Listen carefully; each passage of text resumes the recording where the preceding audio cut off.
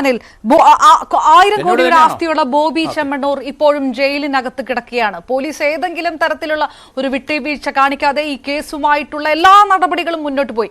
ഈ കഴിഞ്ഞ 2-3 ദിവസങ്ങളായിട്ട് കോൺഗ്രസ് വേണ്ട, മഹിളാ കോൺഗ്രസ് എങ്കിലും മനസ്സുകൊണ്ട് കേരളത്തിലെ ആഭ്യന്തര വകുപ്പിനെ അഭിനന്ദിക്കുകയായിരിക്കും അല്ലേ?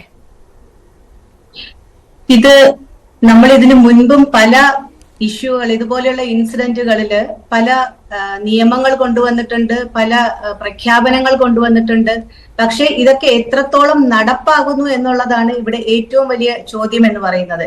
ഇപ്പോ ഹണി റോസ് ഒരു പരാതി നൽകി ബോബി ചെമ്മണ്ണൂരിനെ പോലെയുള്ള ഒരു അതികായൻ, ഒരു സാമ്പത്തികമായിട്ട് അതികായനായിട്ടുള്ള ഒരാള് അറസ്റ്റ് ചെയ്യപ്പെടുന്നു, ജാമ്യം നിഷേധിക്കുന്നു, നീതി ലഭിക്കുന്നു. പക്ഷെ ഇത് എത്ര നാള് ഈ ഒരു രീതി പോകും? ഇതൊരു സെൻസേഷനായിട്ട് മാധ്യമങ്ങൾ കൊണ്ടാടുന്നു. ഇതിനുശേഷം ഇതിൽ എത്ര ശ്രദ്ധയുണ്ടാകും? നമ്മളിവിടെ പറയേണ്ട ഇപ്പൊ നിരവധി പരാതികൾ പോലീസിൽ പോയിട്ടും സൈബർ പരാതികളില് നടപടികൾ ഉണ്ടാകുന്നില്ല. അതുകൊണ്ട് തന്നെയാണ് സ്ത്രീകള് സൈബർ സെല്ലുകളിൽ പരാതികളുമായിട്ട് പോകാത്തത്.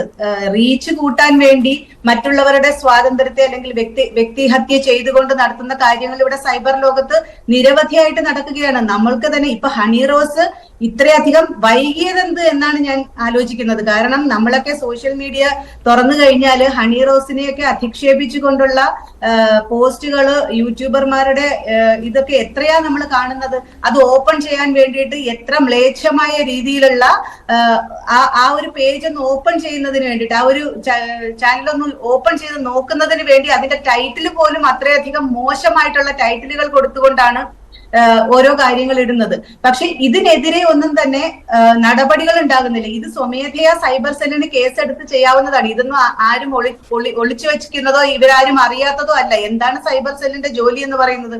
നിരവധി സ്ത്രീകള്, ഇപ്പം ഞാൻ ഉൾപ്പെടെയുള്ളവർ സൈബർ ബുള്ളിങ്ങിനെതിരെ പരാതി കൊടുത്തിട്ടുണ്ട് പല സമയങ്ങളിൽ. പക്ഷെ ഒന്നിനും ഒരു നടപടിയും ഉണ്ടായിട്ടില്ല, ദൗർഭാഗ്യവശാല്.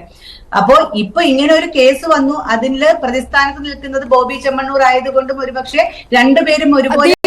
അങ്ങനെ ഒരു വിഷയം, നടി ആക്രമിക്കപ്പെട്ട കേസ് വന്നപ്പോൾ അവിടെ നിന്നത് പ്രമുഖ നടൻ ദിലീപാണ്. അങ്ങനെ ഒരു വിഷയം ഉണ്ടാകുന്നു, ഹേമ കമ്മിറ്റി വരുന്നു, സിനിമാ മേഖലയിലെ പല പരാതികൾ വരുന്നു. പരിപൂർണമായിട്ട് പരിഷ്കരിക്കാനും തിരുത്താനും കഴിഞ്ഞില്ലെങ്കിലും കുറെയൊക്കെ തിരുത്തൽ നടപടികൾ ഉണ്ടാകുന്നു. അങ്ങനെ ഓരോരോ സംഭവങ്ങൾ വരുമ്പോഴാണല്ലോ ആർജവം ഉണ്ടാകുക. ഒരു ഭരണകൂടം അല്ലെങ്കിൽ അതിന്റെ ആഭ്യന്തര വകുപ്പും പോലീസും ഒക്കെ ഇത് ഓരോന്നിലാണല്ലോ തുടങ്ങേണ്ടി വരുന്നത്. അങ്ങനെ ഒരു നല്ല തുടക്കം ഇതിനകത്ത് നടക്കുന്നു, തുടർച്ചയായിട്ട് നടക്കുന്നു. വൈകിയാണെങ്കിൽ പോലും ഇത് നല്ലൊരു തുടക്കമാകട്ടെ എന്ന് തന്നെയാണ് ഒരു സ്ത്രീ എന്ന നിലയിൽ ഞാൻ ആഗ്രഹിക്കുന്നത്. ഇനി അങ്ങോട്ട് നമ്മളിപ്പോ ഈ സൈബർ ലോകം എന്ന് പറയുന്നത്, ഇപ്പോ നമ്മള് ഒരു സാധാരണയായിട്ട് നമ്മളിപ്പോ ജീവിക്കുന്നത് തന്നെ ഒരു സൈബർ ലോകത്താണെന്ന് പറയാം. എപ്പോഴും നമ്മളിങ്ങനെ യൂട്യൂബിലും അല്ലെങ്കിൽ ഫേസ്ബുക്ക് പോലെയുള്ള സോഷ്യൽ മീഡിയകളിൽ നമ്മളിങ്ങനെ എപ്പോഴും നമ്മൾ അതിന്റെ അകത്ത് ഇന്റർഫിയർ ചെയ്തുകൊണ്ടിരിക്കുന്ന സമയമാണ്. നമ്മുടെ ജീവിതത്തിന്റെ ഒരു ഭാഗമാണ് സൈബർ ലോകം എന്ന് പറയുന്നത്. ഇതിൽ നടക്കുന്ന അധിക്ഷേപങ്ങളും കുറ്റകൃത്യങ്ങളും ഒക്കെ തന്നെയും മറ്റ് കുട്ടികളെ, ഭാവിയിലുള്ള തലമുറയെ കൂടി ആ രീതിയിലേക്ക് ചിന്തിക്കാൻ പ്രേരിപ്പിക്കുന്ന തരത്തിലേക്ക് പോകുന്നു എന്നുള്ളതാണ്. ഓക്കെ, ഞാൻ വരുന്നു.